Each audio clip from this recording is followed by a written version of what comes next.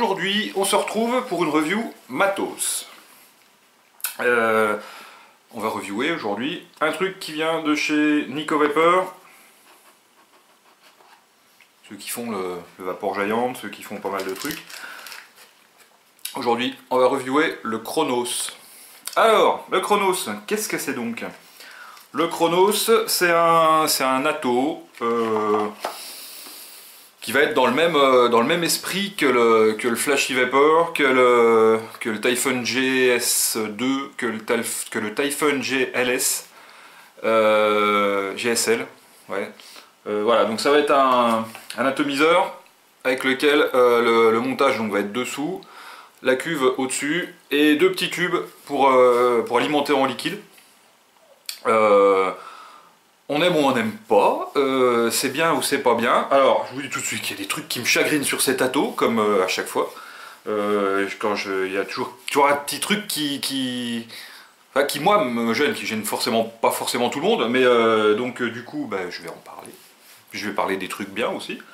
Et puis voilà. Cet atto, il m'a été envoyé par le Pipeline Store. Ouh, pas de vape vendu. Merci, c'est gentil, hein. Donc ça fait une bonne semaine que je vape avec tous les jours. Je dors avec, je le mets sous mon oreiller. Quand je me réveille la nuit, je tire une petite latte. Et puis voilà. Le matin, déjà ça commence 8h34 et déjà je m'auto-fatigue. On va passer en gros plan, on va le démonter, le détailler, le remonter, on va parler des spécificités du bousin. Et puis on va voir comment ça va. Allez, à tout de suite en gros plan. Allez zoom, c'est parti. Alors, si on entend des bruits bizarres derrière, c'est normal, c'est ma cheminée. J'ai changé de pièce et il y a du feu parce que ce matin ça caille. Donc, ce Vapor Giant Chronos, il est livré là-dedans, la petite boîte Nico Vapor. Donc dedans, on va avoir...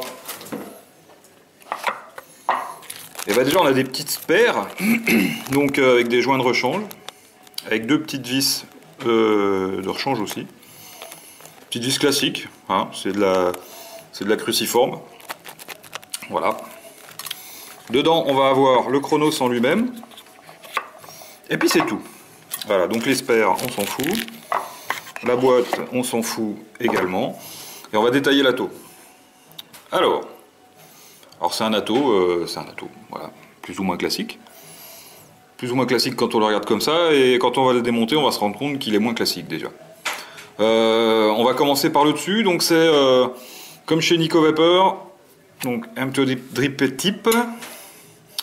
Et après, quand on dévisse cette partie-là, on va accéder au remplissage. Donc le remplissage qui se fait comme le Vapor Giant classique. Hein. Un trou en rempli, l'autre trou l'air sort. Moi j'ai mis ça, je l'ai rempli avec avec des pipettes, pas des pipettes, avec des fioles en plastique classique. Ça passe plutôt pas mal. Après avec les pipettes comme ça, vous allez voir c'est un peu plus compliqué. Voilà. Donc cette partie là, je vais mettre là, je détaillerai après. Donc deux petits joints ici, il va falloir faire gaffe de ne pas les paumer.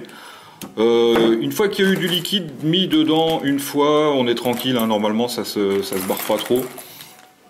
Là je vais les enlever, là je vais nettoyer, je vais démonter pour la vidéo bien sûr. Hop, voilà. Donc on voit ça comme ça, donc le pas de vis pour visser le top cap. Hein. Crac. Ici donc on va avoir la partie du tank avec le Pyrex à l'intérieur. Je passe directement au cul, vous allez comprendre pourquoi. Hop. Alors, on a une base ici, donc qui est notée, qui est marquée, hein, Nico Vapor. Alors, il est bien fait en Autriche celui-là.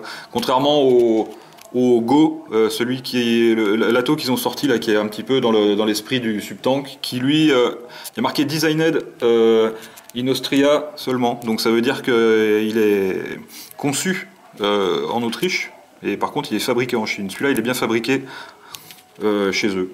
Voilà. Alors, ici, le bottom, c'est un diamètre 23, hein, parce que cet atto est en 23. Et il existe une petite pièce, comme ça, en 22, qui se trouve ici. Donc pour passer votre atto de 23 à 22, j'ai remarqué que ça faisait des bruits de merde quand j'ai les petits sacs comme ça à l'écran. Donc du coup je le fais à côté. Donc 23-22. Alors on va pas bien s'en rendre compte comme ça en cam. Oh si, on s'en rend compte un petit peu que c'est biseauté. Voilà, c'est pas la même chose, hein, tout simplement. Bon, ça c'est quand vous voulez le mettre sur un tube. Il y a de moins en moins de gens qui vapent sur des tubes. Tout le monde vape sur des box. Donc ça a utilité ou pas. Moi, ça en a. Si je veux mettre ça sur mon pipeline, par exemple. Hop, ensuite, ou sur mes mécas. Et là, à ce moment-là, on va accéder au plateau de travail. Le plateau de travail, il est là. Alors moi, j'ai pas d'ongles, mais quand on a des ongles, c'est plus simple. Plateau de travail. On va tirer comme ça. Ça va désolidariser le dessous. Et on va se retrouver donc avec le plateau de travail qui est ici. Donc avec deux postes. Un plus et un moins. Voilà. Et on se rend compte qu'il n'y a pas d'arrivée d'air dessous. Voilà, c'est normal. Hein. Et si on regarde bien, en dessous de mon coil, on voit un petit dessin d'un petit coil en fait. Bon, en fait, c'est pour montrer qu'il faut mettre le coil à cet endroit-là. Voilà.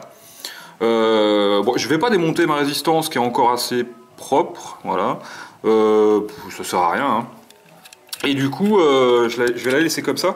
J'ai vu d'autres vidéos où notamment les mecs mettent la résistance sur le dessus là. J'ai envie de dire plus classique.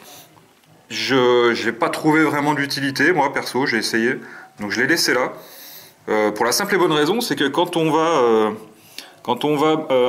alimenter son coil avec les deux trous qu'on voit là, de part et d'autre là, un à gauche et un à droite, quand on va alimenter son coil sur le coton, c'est plutôt pas mal que le coil soit pas pile poil au milieu là. Voilà, c'est justement pour ça qu'ils ont prévu ça. Je pense que s'ils ont prévu ça comme ça, bah, c'est pas anodin hein, non plus. Hein. Voilà, ensuite, en dessous de cette base, on va avoir une petite vis qui est là. Donc du coup, comme on voit qu'il n'y a rien ici qui tient, bah, on peut laisser supposer que cette vis, elle va être là pour régler la fléchitude. Faut faire gaffe quand même parce que cette petite vis, vous voyez, là c'est plus plat, on voit que la vis est rentrée à l'intérieur. Cette petite vis, elle tient quand même le plot positif qui est ici. Donc vous allez pouvoir régler, moi j'ai envie de dire non, parce que là je l'ai dévissé de, vous voyez, hein, pas grand chose. Et si je continue de la dévisser, ben, on va sortir de la petite pièce. Donc ça, laissez-le visser. De toute façon, maintenant, toutes les box sont ajustables. Voilà quoi, on va pas se prendre la tête avec ça. Voilà, donc ça c'était le plateau de travail. Je viens de faire 1 heure dessous, dis donc. C'est pas mal. Ensuite, le reste de l'atto, c'est la partie qui va me déranger. À partir du moment où on arrive là, c'est là que je vais trouver l'atto moins pratique. Et moins pratique quand on le démonte, et après, une fois qu'il est monté, qu'on a fait son montage, ça a tendance à moins me déranger. Mais c'est un petit peu chagrinant. Chagrinant, ça se dit? Je sais pas. Donc là, on va avoir l'airflow. Alors cet airflow, alors c'est assez aérien quand même, hein, comme atto. Cet airflow, donc il va être comme ça.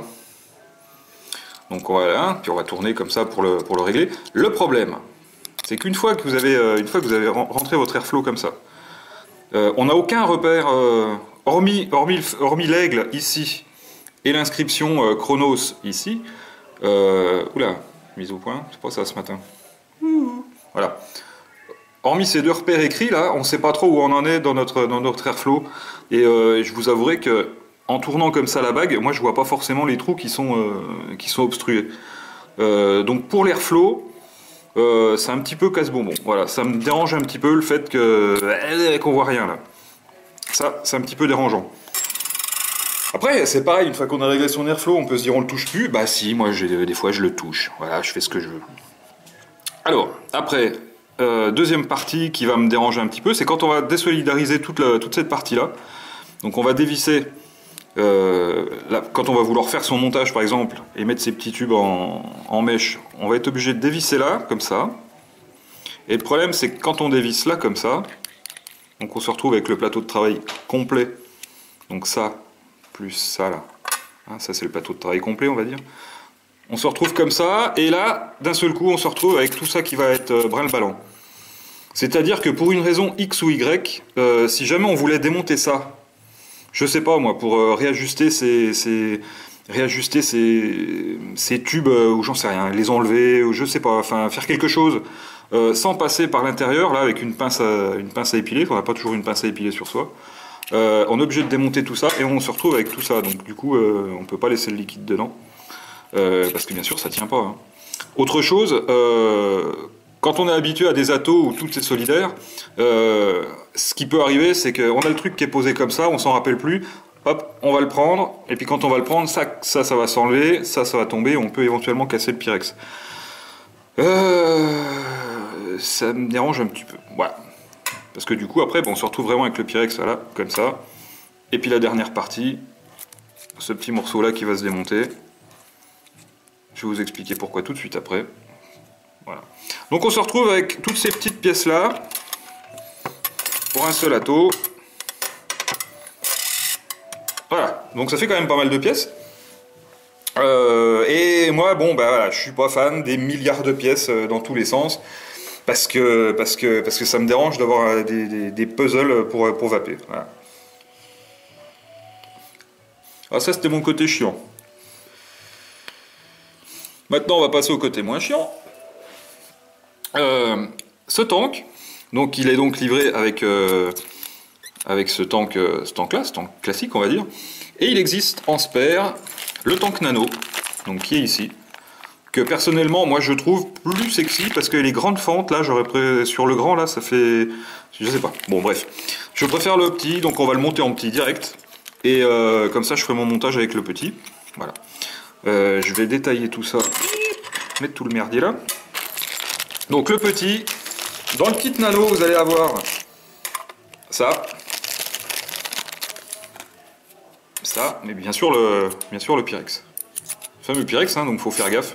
D'ailleurs, j'ai remarqué un truc, c'est que le Pyrex, alors je sais pas si c'est un défaut du Pyrex, un défaut de, j'allais dire d'usinage, enfin de soufflerie ou j'en sais rien, il rentre comme ça, et chez moi, il sort pas de l'autre côté. Enfin, il sort mal de l'autre côté, comme si le Pyrex accrochait. D'ailleurs, ça veut dire que si je le prends et je voulais le rentrer comme ça, et ben il rentre, ça le faisait pas tout à l'heure. Voilà, donc c'est pas, voilà, là, par exemple, là, il force un peu. Donc s'il y a des bourrins qui veulent forcer, ça peut éventuellement péter le Pyrex. Je pense que c'est parce que là c'est un petit peu plus rond, hein, c'est pas émoussé là, hein. C'est vraiment bien arrondi. Donc du coup je pense que ça peut être ça qui fait le truc là. Voilà, c'est pas super grave. Donc ce tank nano par rapport au tank normal, voilà, donc ça fait ça. Du coup les fenêtres qui sont plus petites, je trouve ça plus sexy moi. Hop.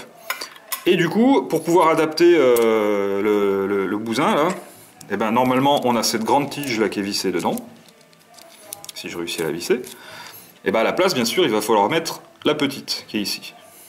Tac. Chose que je vais faire tout de suite. Donc le tank, je vais déjà mettre ça dans un sac avant de tout y péter parce que je connais le gars, il va y péter et puis après, hop. Donc on fait bien gaffe, on met ça dans le sac, on jette pas ces petits sacs, ça sert toujours. Je vais revisser. Donc il y a du O-ring aussi, hein, pour que ça soit bien étanche. Ils ont fait un pas en avant, je trouve, chez Nico Vapor au niveau de l'usinage de leurs atos. On est vraiment sur quelque chose de super propre. Hein. Hop. Alors, on visse ça comme ça. Alors on le visse bien hein, pour que... Alors quand cette petite pièce là que vous vissez à travers, hop, elle ressort de ce côté-là. Et c'est sur cette petite pièce qu'on va venir visser son top cap. Hein, là c'est le haut, là on va mettre le drip tip. Hein. Donc on la visse bien comme il faut. Ensuite on fait gaffe quand on vient remettre son Pyrex et son tank. Donc pareil, hein, petit joint torique. Ça vient se clipser dessus comme ça tout simplement, sans trop forcer. On remet son tank par-dessus comme ça, voilà. Et quand on le pose, on fait gaffe quand on vient le reprendre, de ne pas tout emmener et puis de tout faire tomber comme un bourrin. Je vous dis ça parce que je l'ai déjà fait. Hein. Alors, ensuite, on va faire un petit montage et je vais couper la cam parce que j'ai encore oublié quelque chose. J'en reviens. J'avais oublié ma fucking base. Alors, ça je m'en sers tous les jours, c'est bien. Des connards qui m'avaient dit ouais c'est un gadget, c'est un truc à la con, une box ça fait pareil. Bah non ça fait pas pareil parce qu'une box je suis pas stable comme ça pour travailler dessus. Quand on fait un coil une fois tous les 10 ans, ouais peut-être, mais quand on en fait tous les jours, et ben du coup c'est bien agréable. Alors, ensuite, un petit montage. Dans ce montage, tiens, je vais mettre du coton kendo, parce que j'ai que ça sous la main, sinon j'étais obligé de recouper la câble. Et je vais vous expliquer pourquoi, du comment, si je réussis à faire un zoom, le pourquoi du comment, pourquoi il faut mettre sa résistance là, et passer le coton à côté. Alors, je vais prendre un petit bout de kendo. Je vais faire mon petit boudin. Hein, kendo. Je le fais hors cam, hein, le boudin, on s'en fout. Du coup, je me sers pas mal de ce kendo là pour faire des tests sur des atos. C'est pas un coton révolutionnaire, hein, mais du coup, comme j'en ai, je m'en sers. Donc, alors j'en ai fait un grand bout, hein, pour en avoir utilité de tout ça. Donc, l'histoire, ça va être de prendre son coton, de le passer dedans comme ça.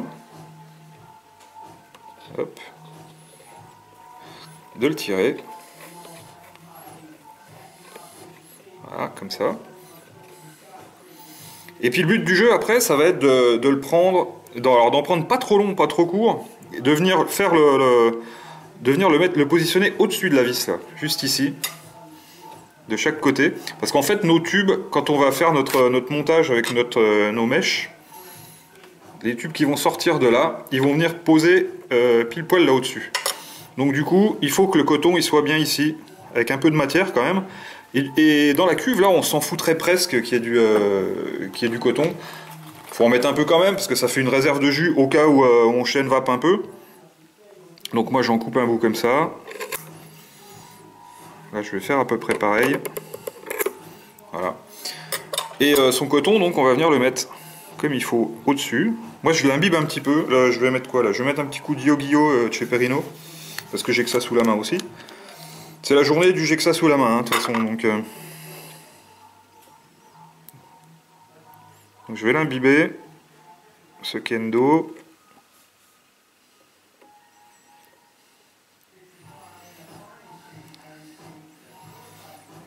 Hop. J'en ai même mis trop, hein. Trop de coton. Je vais peut-être même en recouper un bout, mais je vais déjà l'imbiber avant. Je vais en profiter, hop, voilà. Je vais en recouper un petit bout. J'ai l'impression que j'en ai trop.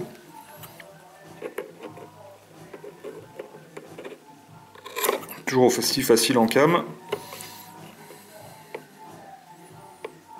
Hop. Alors, je vais venir le positionner, donc comme je vous disais, bien sur le dessus de la vis. Comme ça. Et puis pour finir, bien sûr, dans la cuve, ici. Tac. Pareil de l'autre côté. Vous voyez que dans la cuve, enfin la cuve, j'appelle ça la cuve, hein, c'est pas une cuve. Hein, mais bon. Donc du coup, hop, voilà. C'est important qu'il y ait à cet endroit-là, et à cet endroit-là, il y ait quand même pas mal de coton.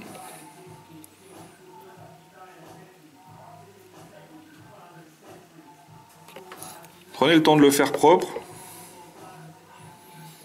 Ça coûte rien. J'allais dire tassez-le un peu. Oui et non. Parce que si on le tasse pas assez et que vous faites tomber votre ato sur le côté quand il est monté sur votre mode, ça va bouger le coton, ça fera plus contact avec les tubes et ça va couler. Moi j'ai le cas, ça m'est arrivé plusieurs fois d'avoir le cas avec ça. Je fais un super montage, parce que je fais que des super montages, parce que je suis extraordinaire bien sûr, comme tout le monde le sait. Je fais un bon montage, j'ai mon mode qui est posé à la verticale, je le fais tomber, ping, je le reprends et je le pose une fois que j'ai tiré 2 lattes et d'un seul coup il se vide. Et ben en fait c'est juste que ça fait bouger le montage tout simplement, qui peut être assez capricieux. Voilà, donc ça donne à peu près ça. Voilà, hein. On a recouvert les vis et après on va dézoomer et je vais vous montrer la technique. Dans l'autre sens pour dézoomer mon petit patou.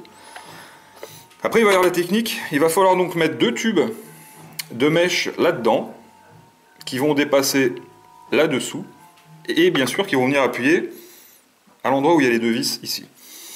Alors, pour ce faire, il va falloir prendre du mèche et en découper deux petites bandelettes comme ça, d'à peu près 1 cm de large, comme ça, 1 cm,1, enfin voilà quoi, hein. On peut toujours ajuster après, hein. Sur à peu près, allez, 5 cm, 6 cm de long maximum, et on va les rouler. Alors, faites pas le bourrin, les roulez pas comme ça à la main, il y a une manière quand même vachement plus simple. On va prendre des ciseaux, et on va faire comme pour Noël, hein. On va prendre son mèche comme ça, comme si on avait un ruban pour les cadeaux. On fait ça, hop, et crac, il est pratiquement roulé. À ce stade-là, vous pouvez prendre je sais pas si vous avez des petits micro-coilers de chez comment il s'appelle, de chez Steampipe ou je sais pas quoi là. Vous pouvez le rouler dessus, parce que sinon là bien sûr c'est beaucoup trop gros, hein. Mais le but du jeu c'est de laisser un petit peu d'air au milieu. Moi je n'ai pas de micro-coiler comme ça vu que je fais tout sur tournevis. Donc moi je le roule, hop, comme ça. Tout simplement. Et après une fois qu'il est roulé comme ça, je le roule entre les doigts pour le resserrer en fait. En faisant gaffe de ne pas l'étirer en longueur là. Hop, je le roule comme ça. Voilà. Et ça donne à peu près ça. Donc un petit tube de mèche. Voilà. Qui bien sûr après va venir se mettre là-dedans. Alors faut qu'il tienne. Il faut qu'il y ait une légère, quand vous l'enfoncez, faut qu'il y ait une légère pression dessus, pour la simple et bonne raison que faut pas qu'il bouge quand vous vous en servez, hein. Donc ça vous donne à peu près ça. Si vous avez une petite bavure, alors là c'est propre de ce côté-là, plus ou moins. Si vous avez une petite bavure de ce côté-là ou de l'autre côté, n'hésitez pas à mettre un tout petit coup de ciseau, en faisant gaffe de ne pas aplatir le tube. Faut que ça soit propre, hein. Ça c'est ce qui va faire la capillarité de votre râteau. Merde, avec le coton que vous aurez mis en dessous. Donc faites ça super propre. Donc voilà. Donc là j'en ai fait un. Et je vais faire le deuxième hors cam parce que je vous en ai montré un, je ne vais pas vous en montrer 50 et je reviens tout de suite. Donc on se retrouve avec ces deux tubes de mèche, comme ça. Ces deux tubes de mèche, on va venir les positionner là-dedans, sans les faire dépasser déjà à l'intérieur, c'est-à-dire qu'on va juste les positionner dans les deux trous. Hop. Et en fait à l'intérieur, là, on va juste venir les mettre à fleur, comme ça, sans que ça dépasse. Donc un.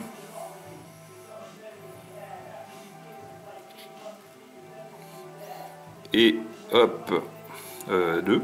Voilà, donc ils sont à fleur, hein. Donc là ils sont comme ça. Voilà, à fleur. Donc ça donne à peu près ça de l'autre côté.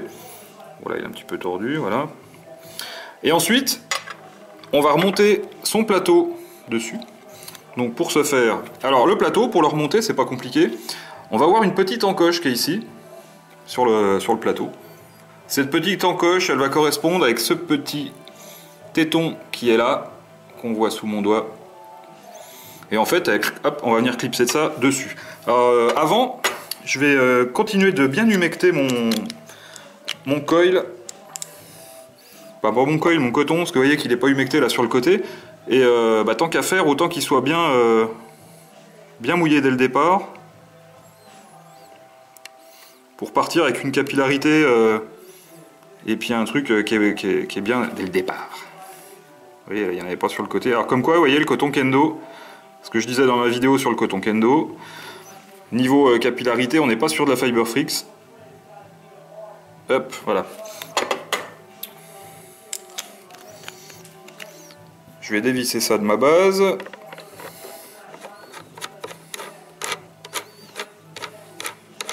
Je vais prendre un bout de sopalin parce que je m'en mets plein les doigts. Sopalin a mis du vapoteur et du U-Porner. Hop. Voilà. Donc, je réajuste une dernière fois. Parce que du coup, comme j'ai remis mon truc là, j'ai bougé un petit peu de ma vis. Donc je me réajuste. En faisant gaffe quand même de de pas obstruer mon coil, hein. Faut qu'il y ait l'air qui puisse passer dessous là.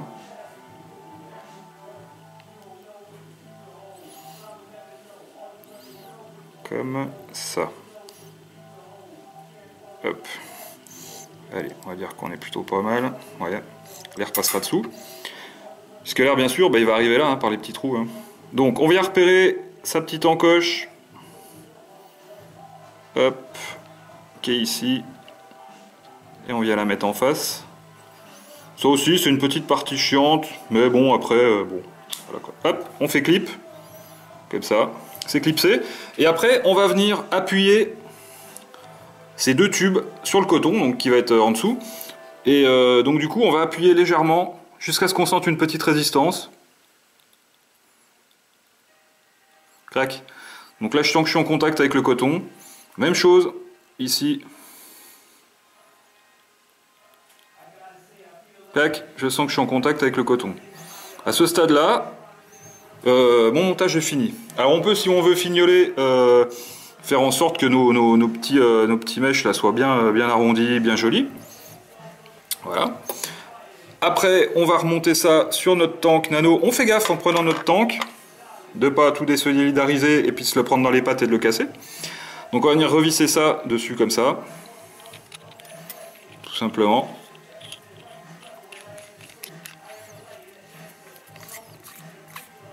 Et voilà.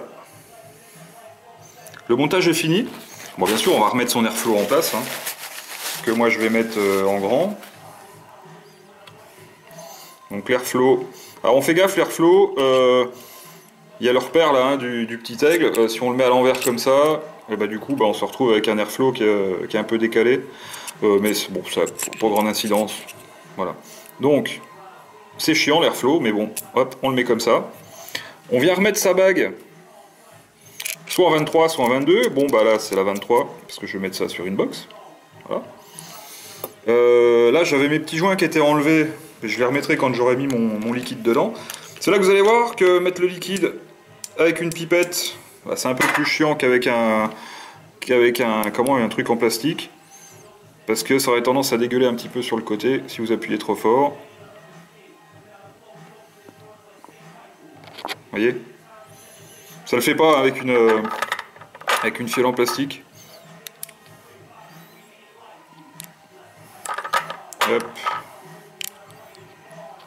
Alors c'est pas une cata non plus, mais bon, il faut avoir un petit chiffon quoi. Si vous faites ça en dehors de la maison, prévoyez des Kleenex.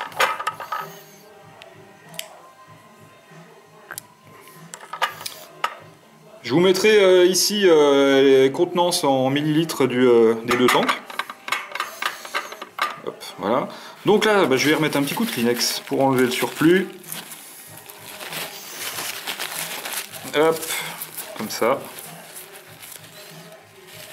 J'aime bien quand c'est propre. Les petits joints. Donc les deux petits joints là, alors que moi j'avais enlevé, mais vous les enlevez pas quand vous faites vos remplissages. Hein, ça, en plus ça fait joint, donc du coup ça évite de baver sur les côtés. Ces deux petits joints là, une fois qu'il y a eu des liquides, ils bougent pas. Hein.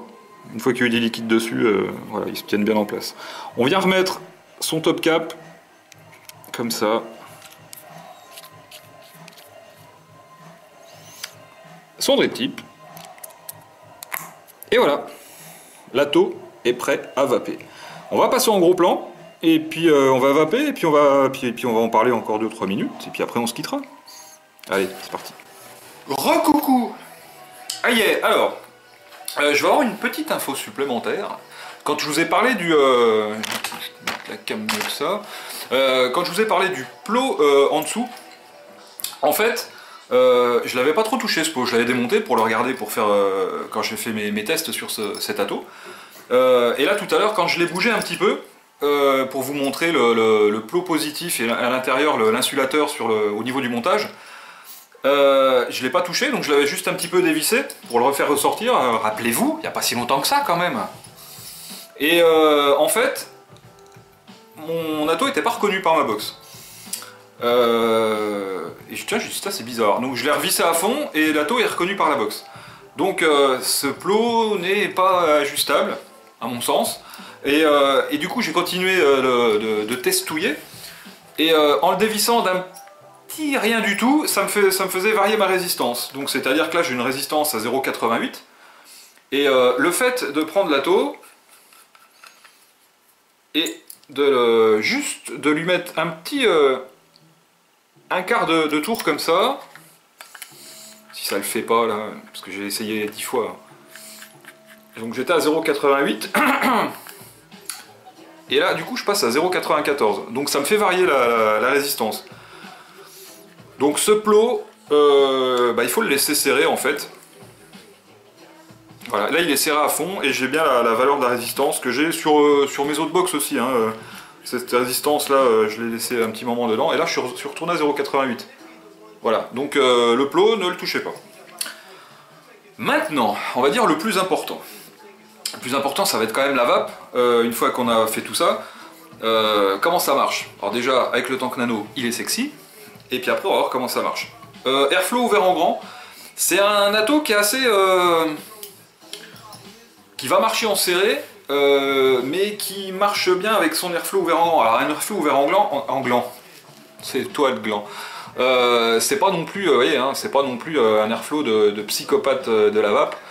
Pas de vape. Voilà quoi. Donc voilà. Là je suis à 25 watts. Il va demander à être entre 25 et 30 watts. Voilà, j'ai essayé avec ma vape pépère de vieux entre 18 et 20.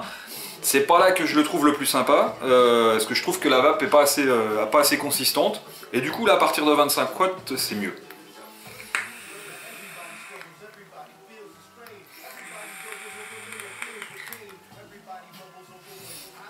Il y a une bonne vape. Il y a un rendu des saveurs qui est vraiment plus que correct. On n'est clairement pas sur des attos, des attos subomiques comme... bien que je sois en subôme. Mais sur les attos prévus pour la grosse vape,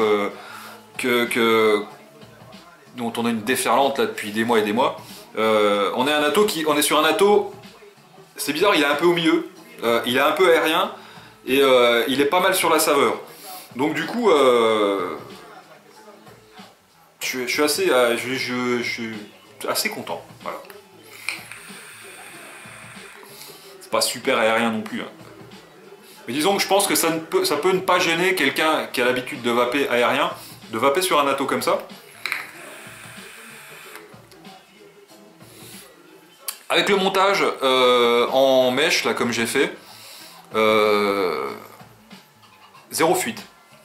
J'ai eu zéro fuite depuis le début des tests. Ça fait une semaine que je vape dessus H24. Il a pris une putain de pelle l'autre jour au taf. Il était posé comme ça sur le comptoir. Donc comptoir qui est à peu près 1,20 m de haut. Il est tombé, parce que j'ai merdé, il est tombé comme ça, sur le béton, comme ça. Donc, je me suis dit, oh putain ma box, oh putain mon atto. Et en fait, rien. Voilà, juste un petit plat sur le... sur le haut, là, on le voit à peine. Hein. Et ça n'a pas bougé mon montage. Chose qui m'arrive à chaque fois que je fais culbuter mon GS2. Chaque fois que je le culbute un peu, qui tombe de ma poche ou quand je descends de la bagnole, parce que je fais tout tomber beaucoup, moi. À chaque fois, je peux être sûr qu'il se vide parce que ça fait bouger le montage. Là, le montage ne bouge pas d'un pet. Donc c'est plutôt 4x4. Après, il y a cette histoire de tout ça là qui se démonte quand si on veut nettoyer et puis que ça part tout en petits morceaux parce qu'il y a plein de petits morceaux. Ça peut être ennuyeux. On va dire que ça va être le point noir de cet atto, c'est toutes les pièces quand on le démonte. Voilà, point barre. Le remplissage, c'est pas un problème par le dessus. Hein, vous avez vu, on peut le faire avec une pipette. Quand je l'ai fait sans les petits joints, du coup, j'avais des petites gouttes qui partaient un petit peu sur le côté. Je l'ai fait volontairement pour vous montrer que ça peut être embêtant. Je vais pas vous montrer que la vie est belle, tout ça, juste parce que Pipeline m'a envoyé un atto.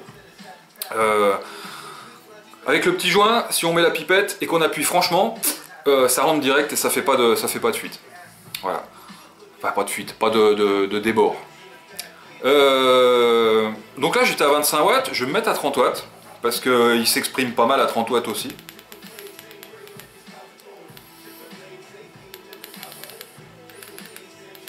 « 30 watts, toujours ma résistance à 0,88.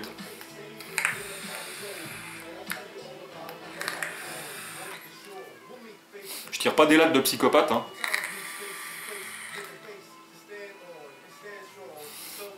C'est un bon ato. C'est du haut de gamme. On est sur les mêmes délires qu'au niveau de la finition, on commence à s'approcher de quelque chose qui ressemblerait à du matos allemand. On est sur un produit qui va être 50 balles moins cher, 50 € moins cher. On est sur du high-end abordable. Je commence à dire que des marques comme Nico Vapor qui ont compris qu'il fallait tirer un peu sur les marges, quitte à du coup sortir d'autres pièces pour faire un petit peu de ce qu'on appelle augmenter le panier moyen. C'est-à-dire que le mec qui va acheter l'Ato, il va vouloir acheter le Tank Nano, parce que le Tank Nano c'est juste sympa sur une petite box comme ça. Ils ont compris qu'en tirant les marges, et puis qu'en diversifiant un tout petit peu comme ça, on pouvait faire du matos abordable. Ça reste encore un Ato à 89 €. Moi j'ai acheté l'Aromamise, je l'ai payé avec les frais de port, je l'ai payé 42 €. 42 € pour un Ato que je trouve moyen pour la vape que moi j'utilise. Voilà, on est encore pratiquement, on est 2 fois plus cher. On est 2 fois plus cher. Bon, voilà. Mais les prix commencent à baisser. Je pense qu'ils peuvent commencer à donner l'exemple à d'autres modeurs comme Typhon, comme Zwo et Mesto, comme iPhonix. Non, pas iPhonix. Pas iPhonix parce qu'eux ils ont décidé de faire des trucs chers et avec des produits nobles. Donc voilà, plutôt emballé par cet Ato avec lequel je vape tous les jours en ce moment. Et c'est pas compliqué, hein. Quand je reçois un matos ou quand j'achète un matos, je le teste, donc je vape avec un bon moment avant d'en parler. Je fais la vidéo et puis en règle générale, si c'est un truc qui m'a juste plu, bon je vais vaper de temps en temps, 2-3 fois avec et tout. Puis au bout d'un moment je vais le donner parce que c'était pas forcément ma vape. Là on est sur un produit que je pense que je vais pas donner, hein, que je vais garder parce que c'est ma vape. Ni trop aérien, ni trop serré.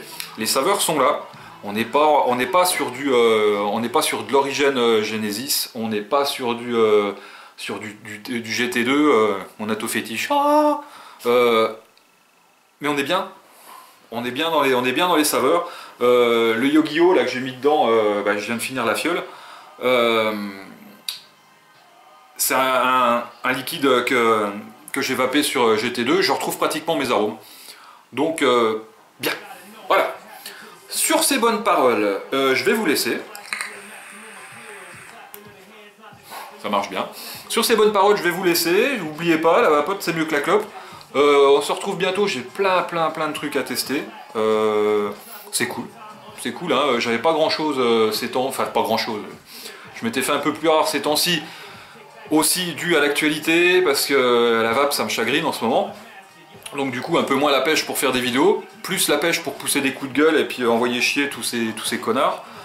Voilà, donc on se retrouve très bientôt, j'ai plein de trucs à faire. Passe une bonne journée, et puis je disparais dans un nuage de vapeur.